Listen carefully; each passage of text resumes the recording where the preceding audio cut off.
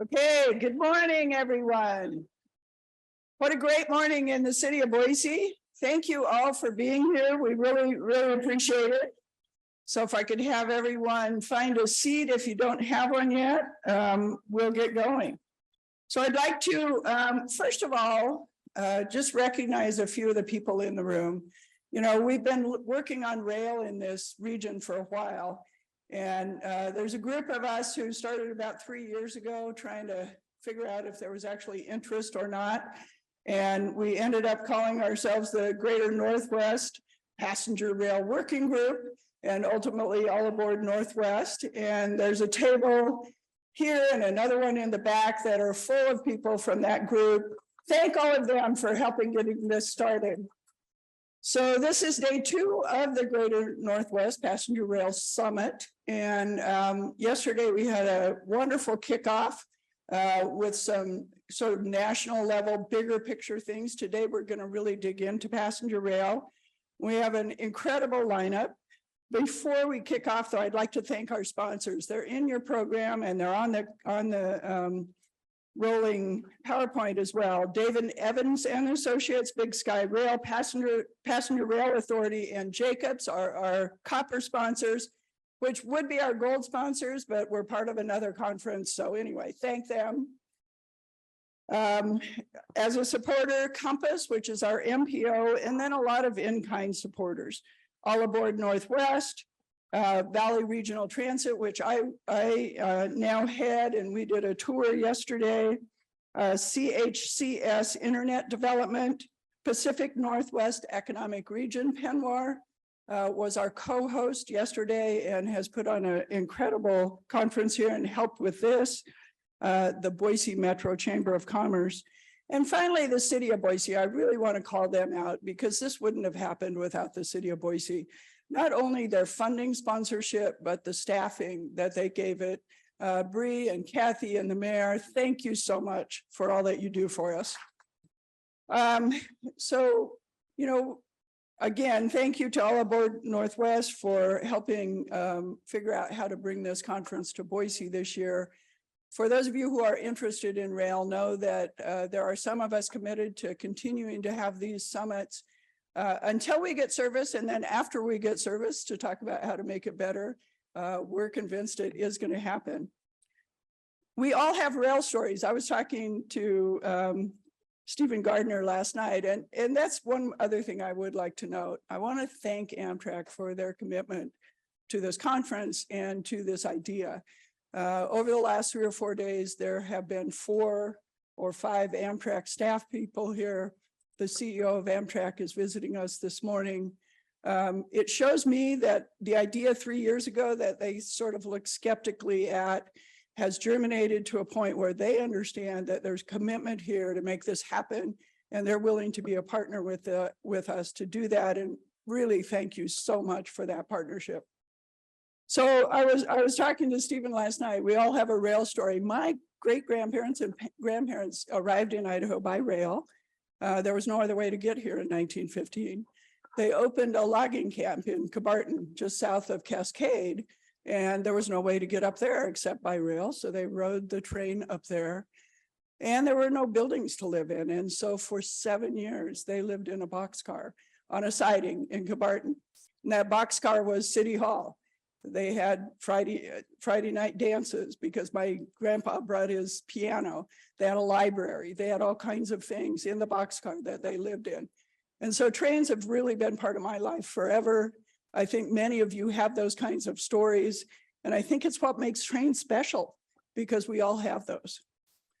So now it's my pleasure to introduce someone who's been so integral to this moment in Boise. Bill Connor came to the Boise Metro Chamber from somewhere else. And when he came, I think true to form, Boiseans welcomed him very warmly, but there was this little skepticism that someone from the East Coast could care as deeply about this region as we do. But guess what? He learned quickly what a special place it was, and he's a special person, and very quickly became a cheerleader, a proponent for all things Idaho and Boise, Treasure Valley. and he's a rail buff. And so on this issue, he made sure the chamber was always involved and made sure that their voice was an important one in this discussion. I told him it wasn't fair that he could retire before I did, but he's going to anyway. Before he does that, I'd like to invite him up here to introduce our keynote speaker today. Thank you, Bill. Yes, thank you, Elaine. I did come from not just the East, but the evil city of Washington, D.C. But I was readily welcomed here, like I hope all of you who've enjoyed Boise for the last few days have been equally welcomed. I remember and we like to talk about the Boise nice factor a lot here, and hopefully you've experienced that during your time here. But I remember when my wife and I actually interviewed for this job, and we were taking a walk on the Greenbelt, and a teenage kid came up behind us on a skateboard. Now, remember, we're coming from Washington, D.C. after 14 years in D.C. Kid comes up behind us on a skateboard, gets off it, looks at us and says, "Excuse me," and then skates away. And we both looked at each other and said, even the skateboard kids are nice. So it's been a pleasure and an honor to run the Chamber of Commerce here. We also operate the Convention Visitors Bureau and the Regional Economic Development Organization. So it's been a fun job. This is one of the fastest growing cities in the country, as you all know, and this has been the fastest growing state in the country for the last 3 years, which is why we are particularly excited about this discussion of potential rail service connecting us to other cities, particularly Salt Lake. It's my pleasure to introduce Stephen Gardner, and I just want to echo Elaine's comments about the mayor's work on all of this. Mayor McLean has really led the charge, as well as staff, Kathy and Bree Brush. Bree used to work for me, but the mayor stole her away, so I will forgive her for now. Anyway, we just are so proud of what our city's done to really move this this conversation along. To have Stephen here is particularly exciting for us. He's a 15-year veteran of Amtrak, and that has not always happened at Amtrak. I was pretty close to the Amtrak folks when I was in DC. Ran a big trade association in the travel industry there. And usually they picked people from the outside. But Stephen came from the ranks, up the ranks. And even before he worked at Amtrak, ran some short line rail in New England. But Stephen is going to be a particularly great leader. We were just talking this morning. He's already hired more than 6,000 new people to really change the face and the feel of Amtrak. And I think under his leadership, we're going to have some phenomenal changes to America's railroad line. And it is our national railroad line. And it's my pleasure to introduce the new president and CEO of Amtrak, Mr. Stephen Gardner. Morning. Thank you for that really generous introduction, Bill and Elaine. Great to see your vision and leadership here. And Mayor, it's really a lot of it comes back to you for me being here. So thanks so much. Really, that's the way I want to start today, is that I'm here and I'm honored to be here, but I'm here because you're here.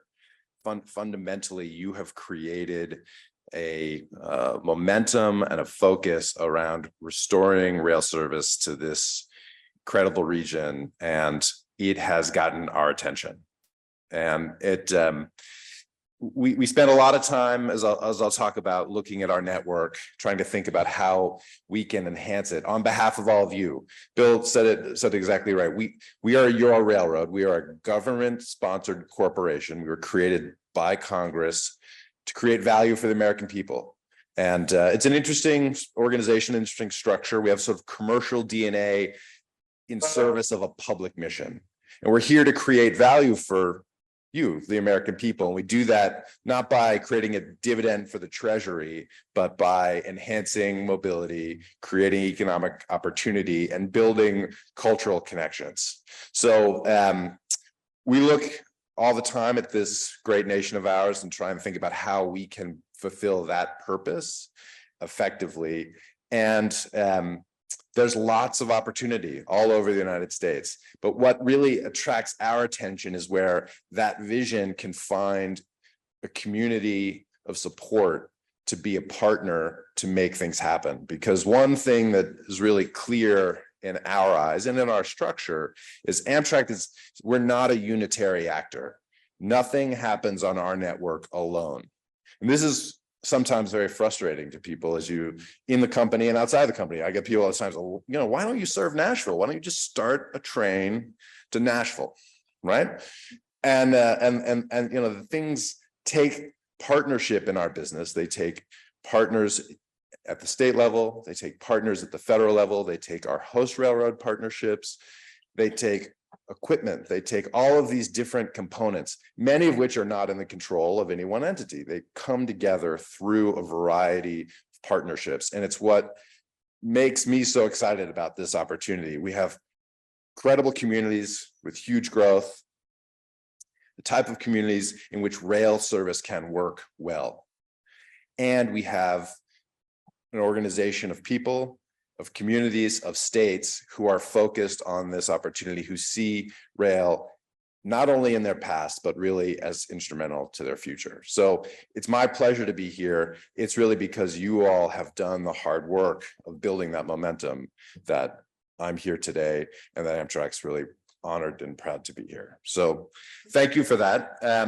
I'm just going to cover a couple of sort of big picture topics and then leave some time for conversation questions at the end. I think that's always helpful. I'll talk about our business as a way to start where we are today. And I've thankfully have good news there. Talk about our big picture future plans, and we can spend a little bit of time talking about this region and what we see as possible in the future. So first, our business is really strong actually right now. It's kind of remarkable, just to sort of set you back a little bit to the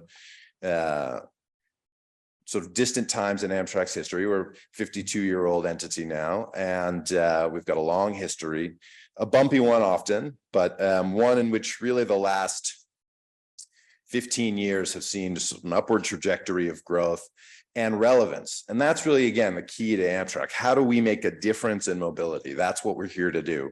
And what we have seen pre-pandemic was a steady growth in ridership and continually improving results. And in fact, 2020, fiscal year 2020, was the first year in Amtrak's history in which we were going to achieve the long sought after goal of essentially covering all the operating expense across our whole 46-state network with the basic revenues.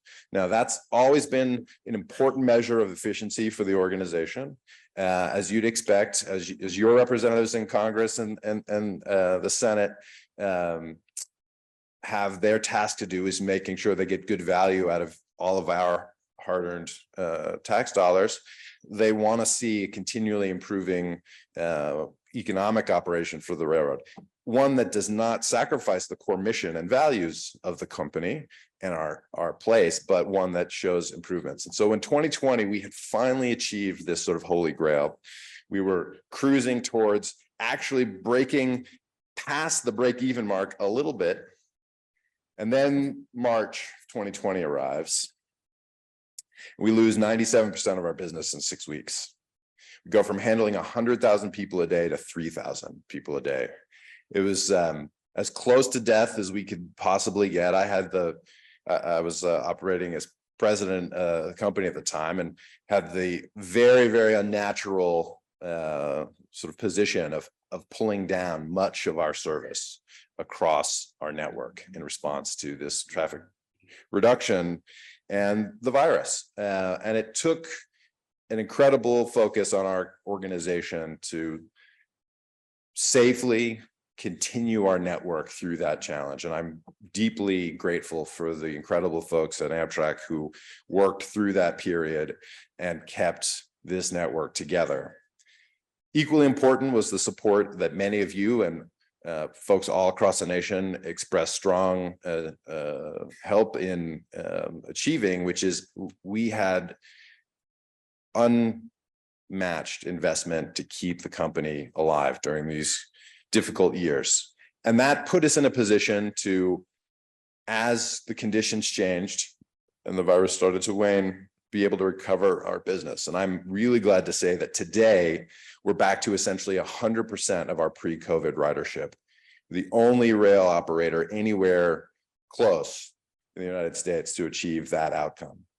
We, in fact, are doing so not only in the markets, which historically have been strong, but in new markets as well, because demand has changed. If you look at our overall picture, we're about 85% of our ridership for the whole year. We started lower and we are now up to the point of essentially exceeding or meeting our pre-pandemic ridership levels. We're doing that today on about 10% less capacity. So what it feels like is actually even busier than it was pre-pandemic on many of our trains. And we've also been able to do that recovering the revenue that we lost. So we're back to the same revenue levels we had essentially in 19. So this is a tremendous outcome for the company. It's a lot of hard work, but what it really says is America wants passenger trains. Even after this huge disruption, even after all the things that were upended across our nation in this issue, we have found strong demand everywhere we can create reliable, trip time competitive, modern service. People want to take the train. People want to take the train. And I hear it everywhere I go. And it's an incredibly exciting moment for us because it gives us confidence in the vision we set out before the pandemic, which was, hey, we think we can do a lot more for a nation of our size. And we see that affirmed today. So we look out to the future, we see this opportunity of growth catalyzed by investment that the company's never had available to it before. And it's really the luckiest time to be an Amtrak employee in the history of our company. Decades of employees have waited for a moment where we could assume a bigger role in supporting the nation's mobility. And we've finally been given the chance to do that with some real investment as a result of the bipartisan infrastructure law passed a couple of years ago. And just to put that in context, Amtrak, if you look at the last 50 years, we had about $1.25 billion in funding every year for 50 years. So put it in constant dollars and look at it. In the next, including last year, in the next 4 years out, we are available to Amtrak and our state partners through the Department of Transportation and through funds directly to the company. The amount of investment is 10 times that per year. So the net effect is that we and the Department of Transportation over the 5 years of this bill be able to invest the equivalent in what in Amtrak and intercity passenger rail service in what has been invested in the whole network over 50 years.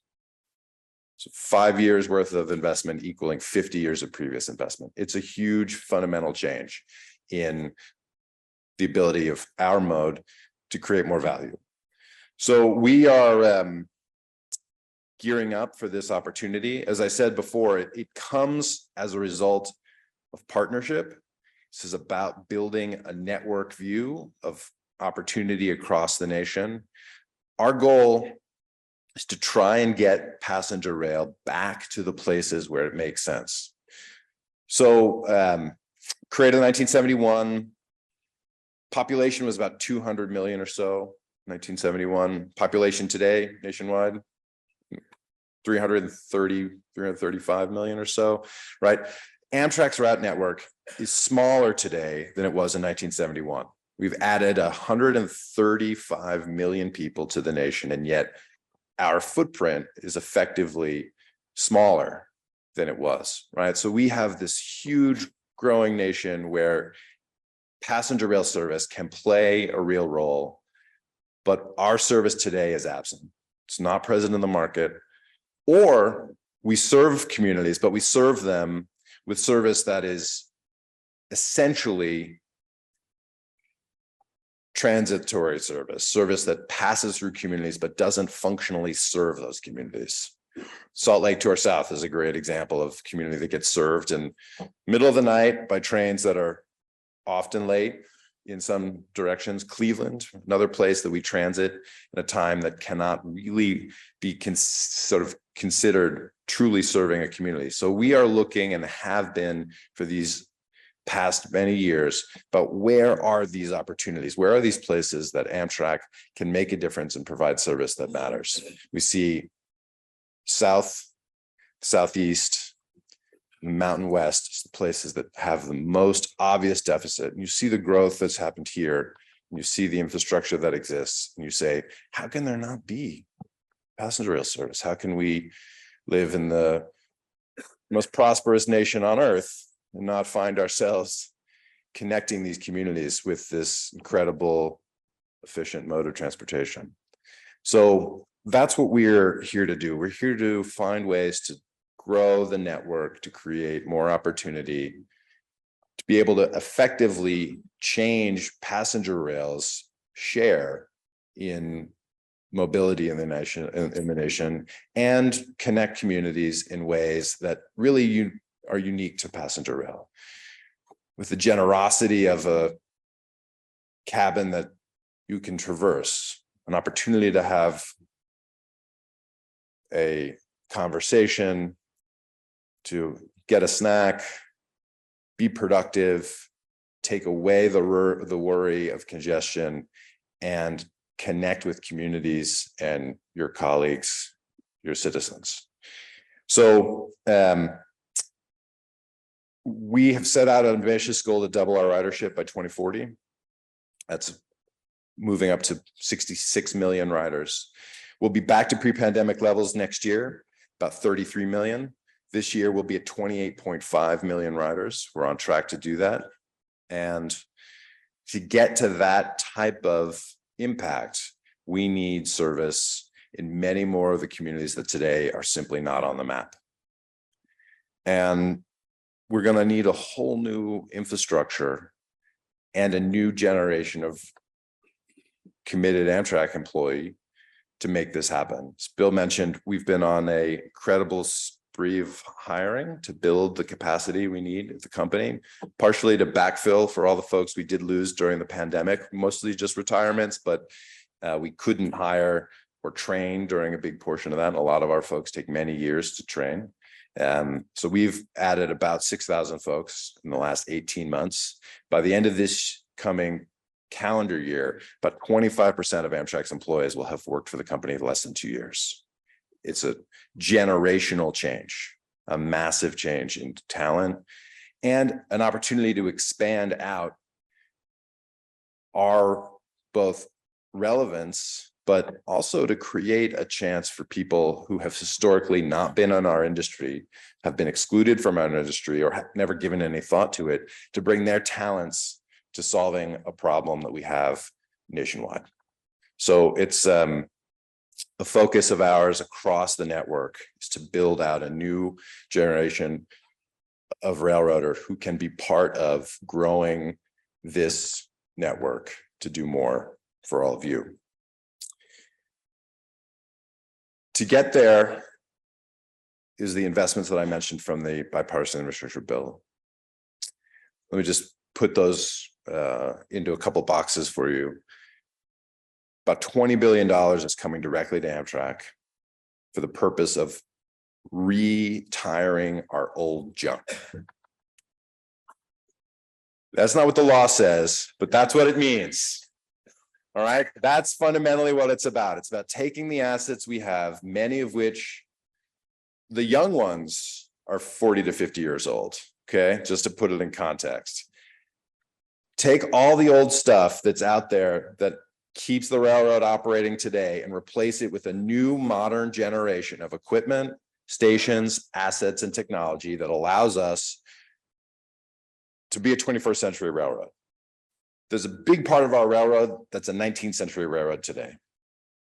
And this is not an uncommon problem across the industry or across in the railroad industry globally. Same thing's going on in Britain. They essentially have a Victorian railway that they are dragging into the 21st century. And those dollars are focused on those four areas I mentioned. First is fleet. We cannot grow unless we have enough equipment. Already, we're struggling to be able to serve the network we have today with the equipment we have because of its age, because of supply chain, and because when we have an incident that involves some kind of loss of equipment, we can't simply go to Trains R Us down the street, pick up a couple of replacements, put them in, right? The equipment we operate today was not been manufactured for decades. Many cases, we have to manufacture our own parts. Parts are obsolete. Our high-speed train, which is America's fastest train by far, great service in the Northeast Corridor, it runs on Windows 95. Yeah, just think about that, right? You are, I can see the wheels turning. It's safe. In fact, the great thing about Windows 95 is, it's sort of like almost pre-internet, really. So you can't really hack the thing, it's good. These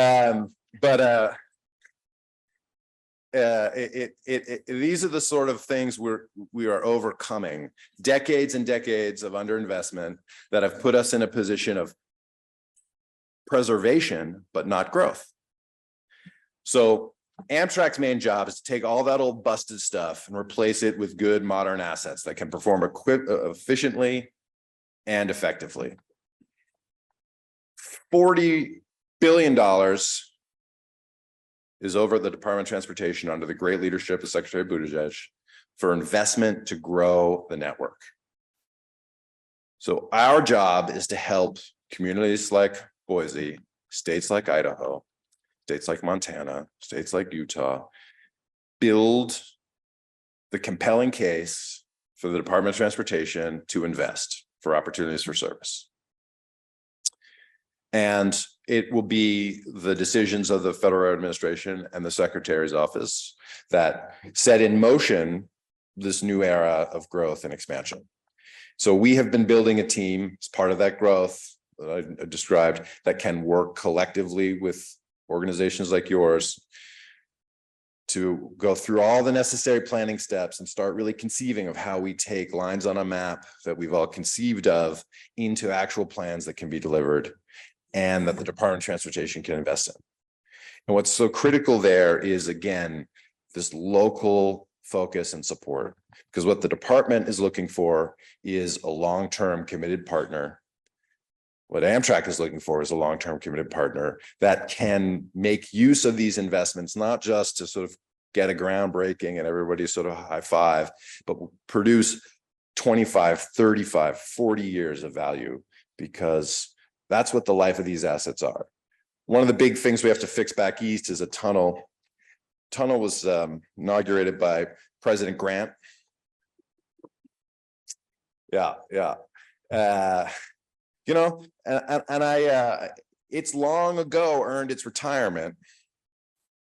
When I talk to our employees about our vision for the future, I like to look at that asset and say, these are the things you're putting in motion today. These assets are not 10-year assets. They're not short-term commitments. These are not things we do and then decide to undo. They're things that stick around, not for decades, but potentially for centuries.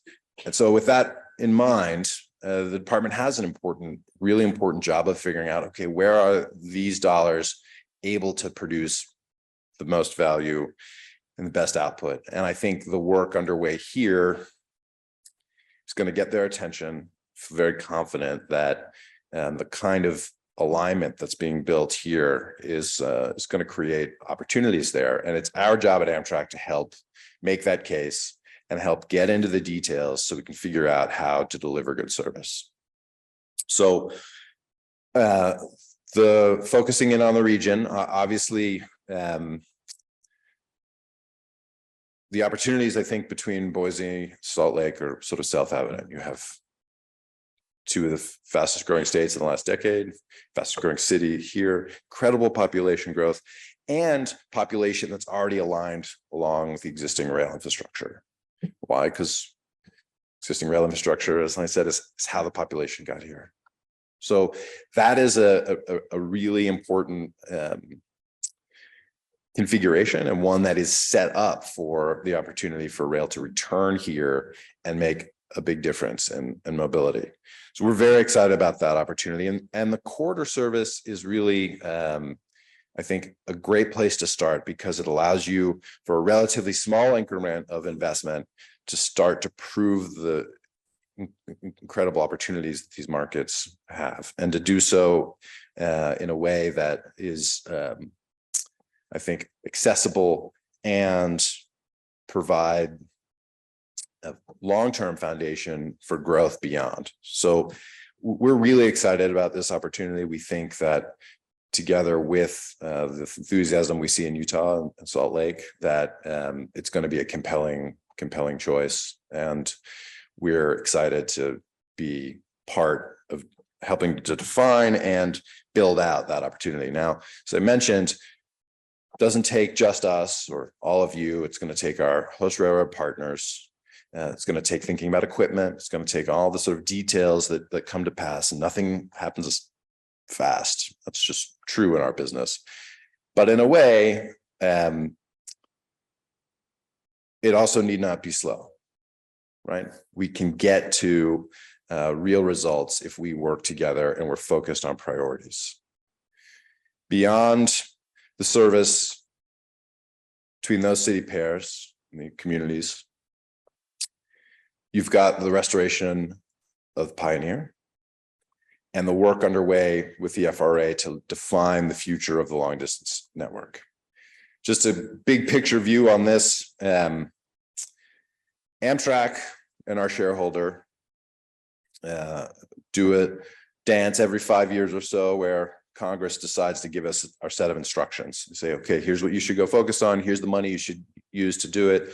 Go achieve these results. And the long distance portion of our network, it's about 15% of our ridership. So relatively smaller part of the ridership base, but a very big part of our 21,000 route miles. So a very big portion of our geography. That network is operated on behalf of the federal government, on behalf of all of us.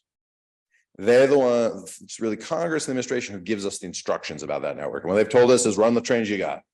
That's what we've been instructed to do. And they've given now through the bipartisan infrastructure bill, the money to refleet that whole network. This is going to be an incredible opportunity. We, by the end of this year, will issue a request for new equipment. It's going to be the largest order of passenger rail equipment since the New York Central's order of 1948.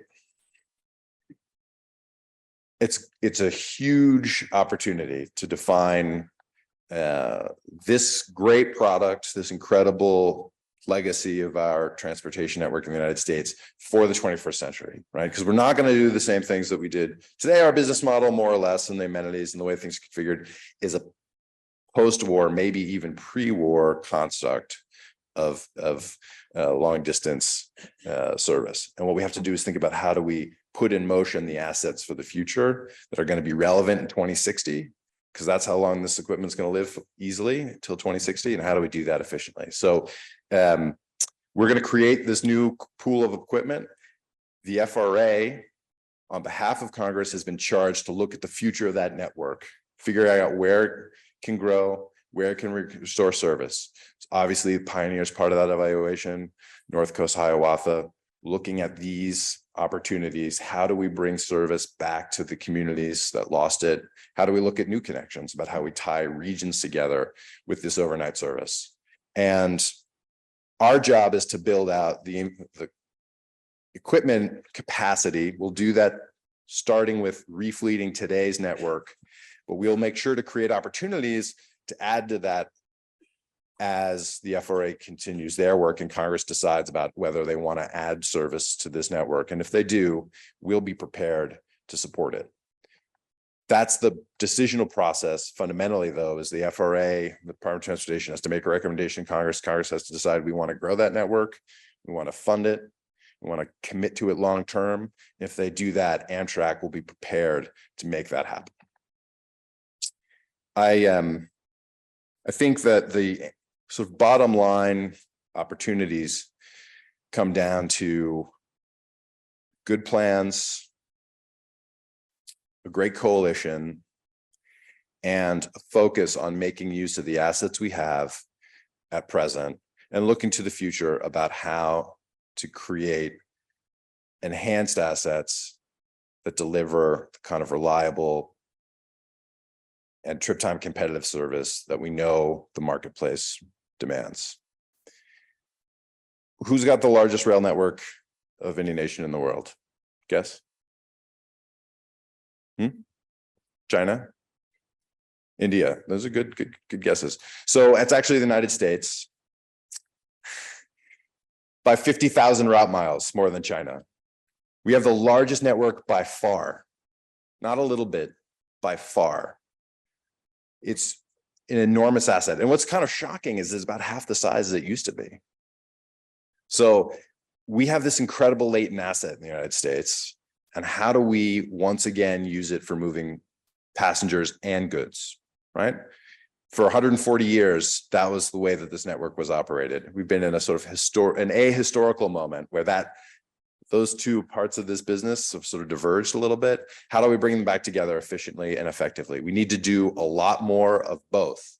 Rail needs to grow in moving people and goods. There's no way through the climate crisis that doesn't involve rail doing a whole lot more.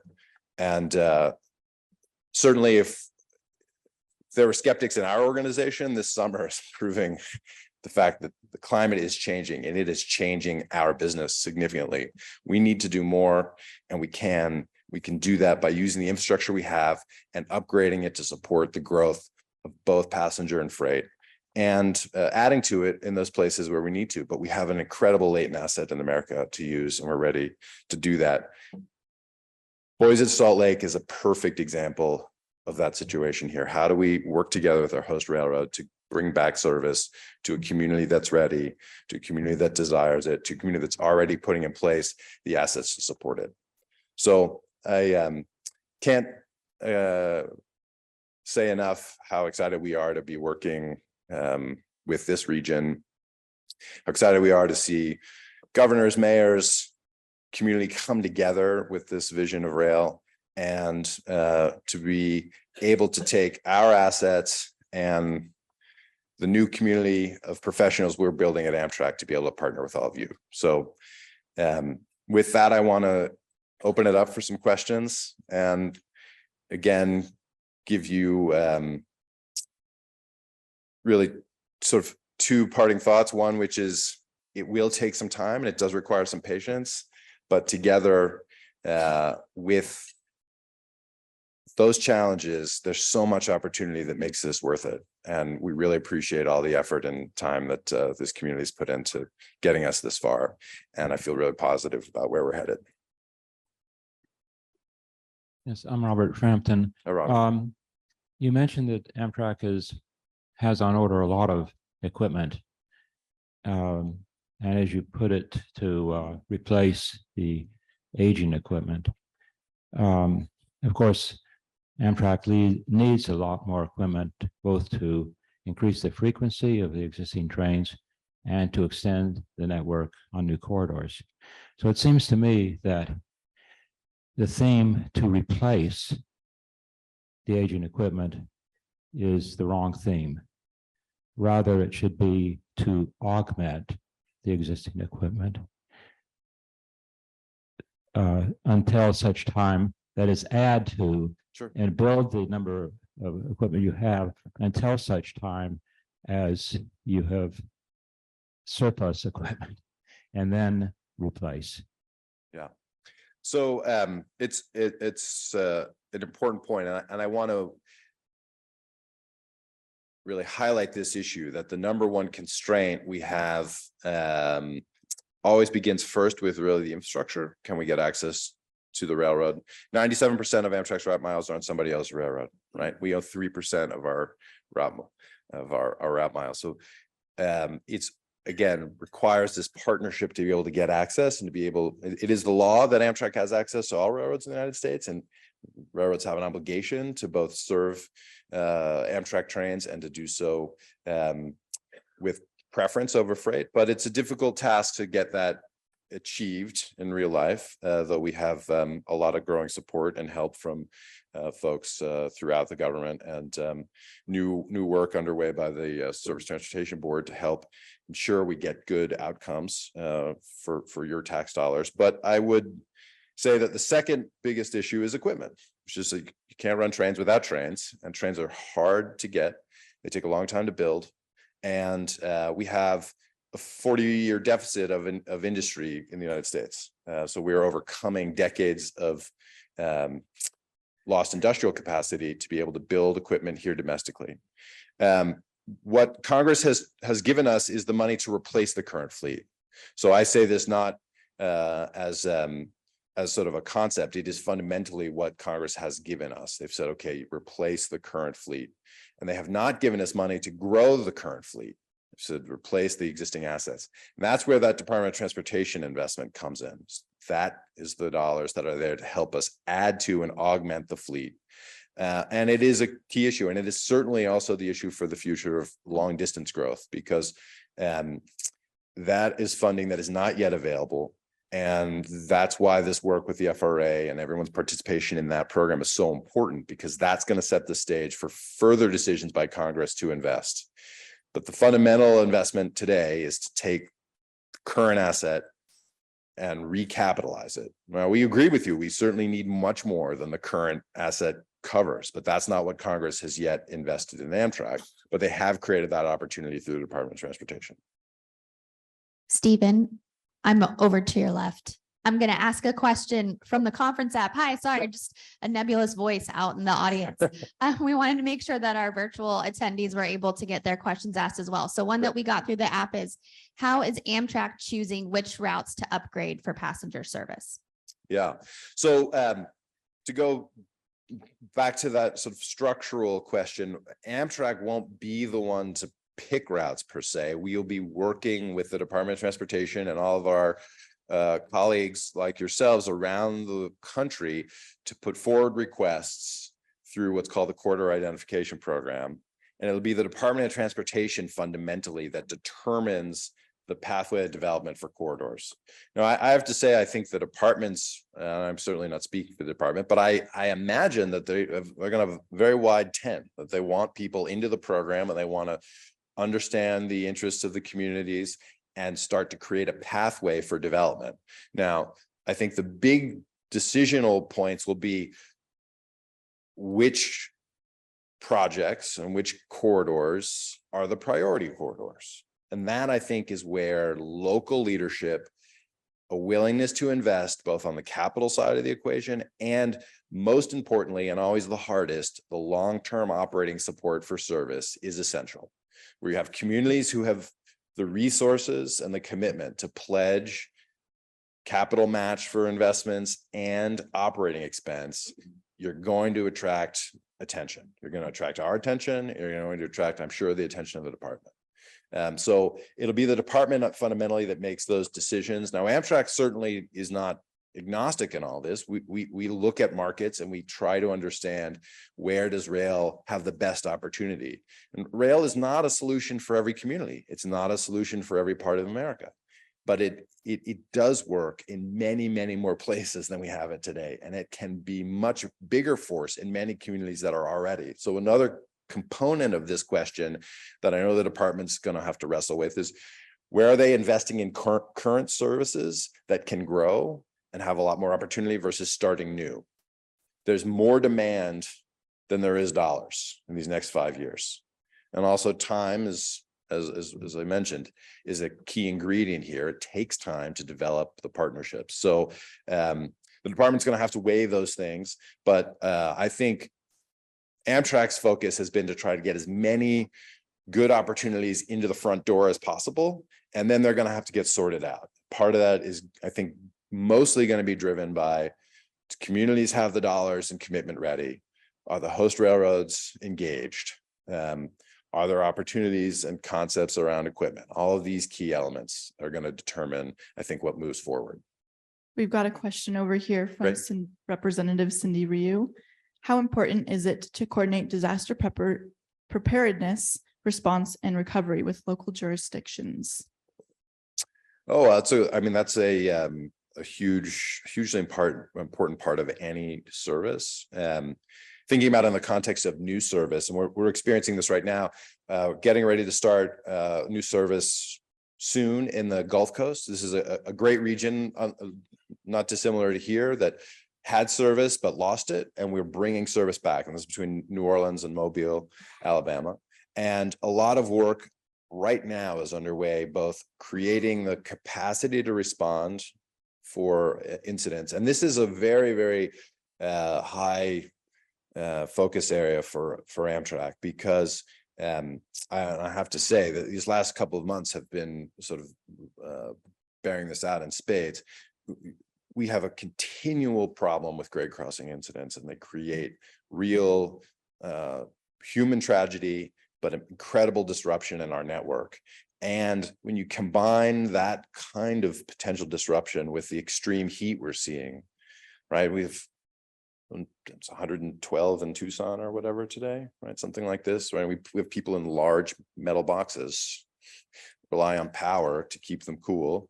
And so we are really focused on this issue, particularly with the challenges we see in climate, which is how do we respond and create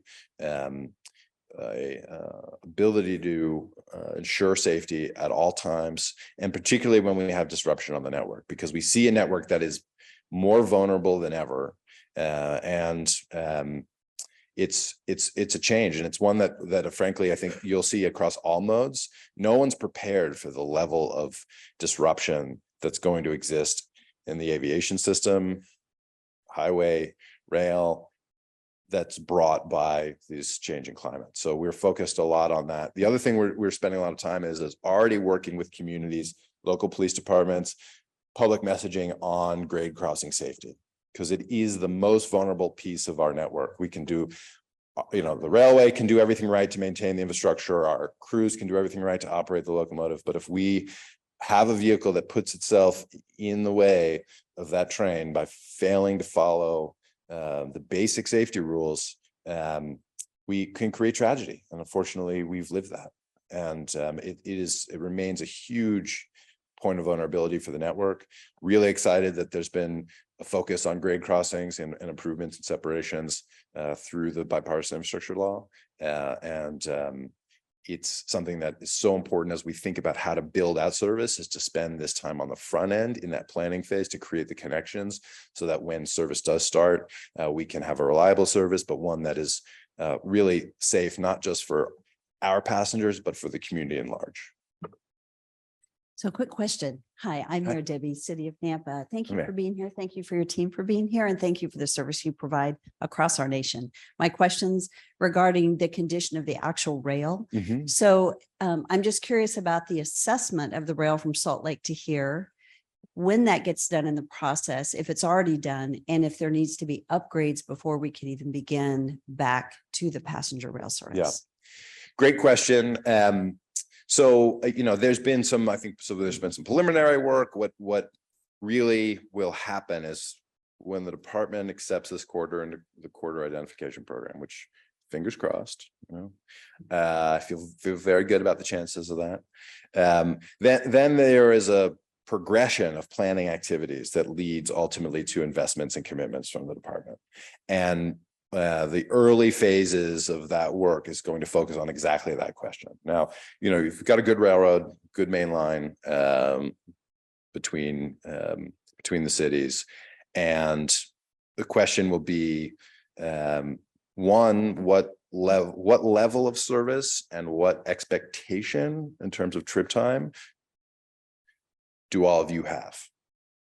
That's so first and foremost the question, because the answer to what needs to be done is absolutely a function of reliability, trip time, and frequency.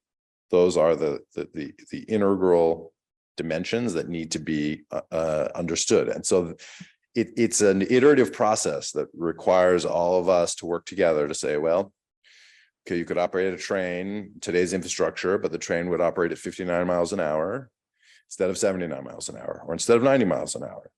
Or we could spend some more and achieve this higher average average speed, which would reduce our respective trip time. What's necessary for the market? What's necessary to create something of value that your communities can make use of? So this is an iterative process, and it's one that we need to go through collectively. So we get this question all the time: well, how much is it going to cost us? Well, the question is, what are we buying, right? Fundamentally, as the outputs, and how do we do that in a way that's cooperative with our host railroad partners? and that encourages them to work with us progressively on an accelerated basis, as opposed to sort of the alternatives which we run into sometimes, which is sort of, you know, the very, very long development cycle, which just sort of takes forever and ever and ever. So that's really the next phase, is to get into those details, but it's going to rely fundamentally on what people's appetite is for levels of service. Typically, the more trains, the more infrastructure you need. The higher trip times come with less infrastructure. Shorter trip times come with more. It's a process that we engage in all over the United States. So I think we have a very good sense of what's necessary. Our host railroads and us don't always agree, but we're working hard to find alignment where we can, and we have opportunities to seek help from our federal partners when we can. So we're prepared to do all that. What we need is to sort of get into the program. DOTs gives us the high five, and then we can all work together on that next phase of getting into details. But I don't see, a pathway that puts us out past some 10-year distant mark to be able to get service here. I think you can get service here sooner. The question is, what type of service? And do we start in one place and get, add more trains and get better trip times over a period of time? Do we want to start at a certain higher level of service than would otherwise be permitted in the current infrastructure, because that will make the bigger bang in the marketplace? These are all the conversations that elected officials are going to need to make a decision around, and we'll be here to help in understanding market impacts, ridership and revenue, cost structure, and to work with our railroad partners to make sure we have the technical knowledge and the right solutions to support it. I think we have time for one more question from the audience, and we have one final question on the app. My name is Sean Riley. I'm with Hey, Sean. United Way here in Treasure Valley. We say that 43% of the Treasure Valley runs on Alice. Alice is basically the working poor. I would be really interested to hear, as much as I'm excited to get to Salt Lake, there's a whole group of people having to move out in places like Mountain Home and Caldwell. Can you tell me a little bit about best practice coordinating with the regional transit authority and other things, just to provide the means for a group of people that need to get into Boise and other areas, from what you've learned, your best practice? Sure. Yeah.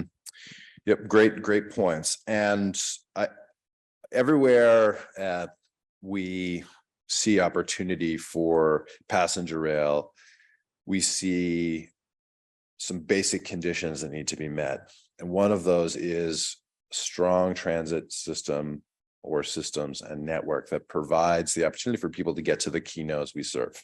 So everyone, I think, just if I were to ask you all to raise your hands, like, who thinks we should have trip time competitive service between the major city pairs, so that you can take the train and it's basically the same as it takes to drive? I think probably most of you would raise your hand, right? Probably some of you would say, like, oh, we shouldn't be trip time competitive, we should be crushing the car. And I would agree with you. The problem is it costs a lot and takes a lot of time to be able to get typically to those levels. Not all the case, not always. Sometimes you got a railroad that's set up for that. And number two, you can't stop everywhere and achieve those outcomes, right? So by definition, our mode is a mode that typically stops 20-mile increments is our station, sometimes 30, sometimes 60, depends on our, sometimes 100, depends on where we are on the network, and depends on what population density is like and all these things. But what is true is that the more stops we make, the slower the trip. This is Newtonian physics at its most simple. It's like we've not figured out how to overcome this yet. It's always a tension between sort of, okay, we got to get good trip times, but we also can't serve every community. And the way we resolve that is by trying to make sure that people have a way to get to those key nodes through local transit, so that you do not need a car to be able to get on our train. Now, it doesn't mean we don't want to support people who want to drive to our stations, because that's also a really important part of our market. But the truth of the matter is the vast majority of Amtrak ridership comes from within an 8-mile radius of our stations. So that's the big general sort of market that we serve as folks who are proximate to our stations. And The next big group of folks are folks who are proximate to transit and rail lines that are connected to our stations, right? So those are the main way that people get access to our infrastructure. So we do believe that it is really a requisite that we have a good developed transit network. And when we look at building out new corridors, this question of can we build together commuter service opportunities and intercity is something that's front and center in a lot of places, and I think is clearly on the minds of the community here. And we generally see some very compatible opportunities for shared investment. Now, the federal programs have not ever really encouraged this, sort of view commuter and intercity very differently, different funding stream, different business model. But with the IIJA and the infrastructure bill, we really did see for the first time kind of a lifting of the shrouds that keep us all apart, and the opportunity to co-develop new services in a way that recognizes both the local needs of transportation and the needs to connect to the intercity nodes that are going to serve the regional needs. So we're very interested in being part of that conversation. There are some differences in terms of, again, kind of nuts and bolts, but the basics are a corridor like the corridor we have here should be compatible for both. And the question is just about dollars and cents to make the railroad sort of work for those needs.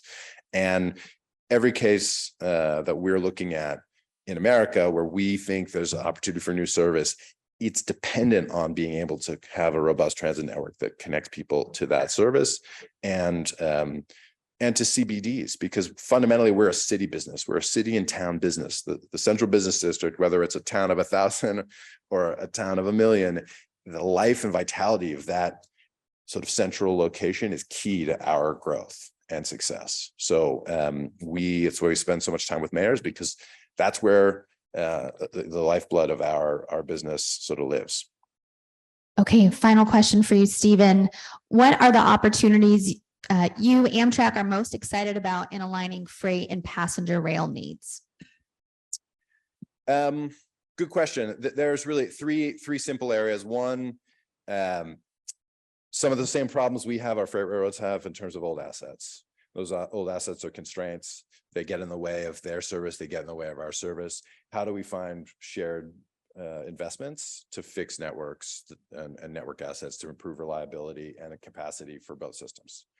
There's plenty of opportunities out there, and now there are the dollars to do it. We're still trying to acculturating everybody to think about this network in a collaborative way. Typically, it's been less cooperative depending on the carrier. Some carriers we have great relationships with, some less so, but the dollars help us find pathway to new collaborations. Number two, there's a lot of technical work out there that needs to be done about how we integrate these corridors in a way that supports both. There's a variety of different standards, and I think there is a real place for shared research and development so that we can optimize the network, thinking about signaling, positive train control, just some simple engineering things relative to technical things like cant efficiency and neutral temperature rail in this changing climate environment, all these things that impact the nuts and bolts. So I think there's a big piece there. And then last but not least, I think that the sort of our pitch to our class 1 partners in particular is that the things that permit good passenger operation are actually essential for freight rail operations to move into a more retail environment where the key competitor is truck. That reliable service, meeting schedules for customers, asset utilization, those things are all critical to the evolution of rail, doing a whole lot more in the freight side of the business. And they're fundamental to running passenger trains. So there's those schedule railroading, like we're the original schedule railroad. We keep schedules down to the minute, and our freight railroads, as they adopt a focused program on trying to get there, and I think some are making that turn, actually brings our networks into more alignment rather than less, because we're all operating in slot on schedule, we can optimize the network as opposed to the way that the railroad's sometimes been operated before, which is kind of as traffic demanded on the freight side, which creates a scheduling nightmare for us to be able to effectively optimize across the infrastructure. So those are the big points, I would say, where we've got opportunity, and we got a new generation of leaders in our major freight railroads, and trying to spend a lot of time with them to build a shared vision of joint growth, because we just need rail in every way possible to do a whole lot more. We need this largest network in the world to produce a lot more value, to stop being latent, but instead to sort of be up front and out there delivering more for the American people. Great. Thank you so much, Stephen. Thank you. Gosh, Stephen, that was wonderful. We're so excited that you were able to come today, and these remarks have me really excited to move forward. We have a bit of a break, not as long as we were going to have, but still plenty of time to go do what you need. Our first panel will be back here at 9:30. We'll see you then. Thanks again.